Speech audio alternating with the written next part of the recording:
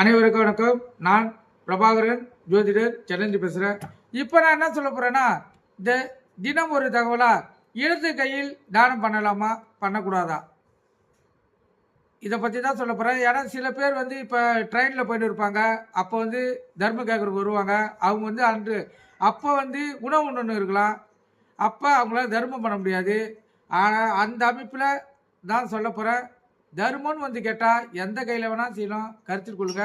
அதுக்கு ஒரு எடுத்துக்காட்டு சொல்கிறேன்.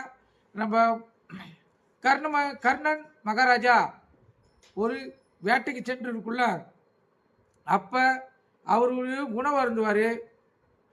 அந்த வழியாக ஒரு வயோதினா அவர் வந்து முதியவர் வேலையிட்டு ஒரு இறைவன் தான் வருவார். அவர் வந்து அவர்கிட்ட தர்மம் கேட்கக்குள்ள இவருக்கு என்ன பண்ணுறது தெரியாது. உணவு அருந்திருந்ததுனால இவர் பருகிறதுக்காக தண்ணி ஊற்றி பருகிறதுக்காக வைத்திருந்த தங்க கிளாஸ் எடுத்து கொடுத்து அனுப்பிச்சிடுவார்.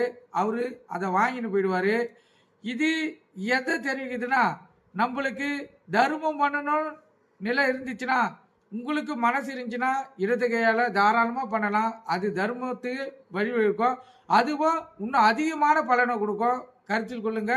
ஏன்னா நீங்கள் உணவு உண்றத நிறுத்திட்டு தான் அவருக்கு தர்மமே கொடுக்குறீங்க. மிகவும் சிறப்பு. கருத்தில் கொள்ளுங்க. அப்போ அந்த மந்திரி வந்து கர்ண மகாராஜா கிட்ட கேட்பாரு, இடது கையில் நீங்கள் தர்மம் பண்ணுறீங்களே, இது தர்மம் ஆகுமான்னு. எந்த கையில் செய்தாலும் தர்மம் தான். ஏன்னா நான் இந்த உணவு முடிச்சுட்டு வர மட்டும் அவரை காக்க வேண்டிய சூழ்நிலை வரலாம்.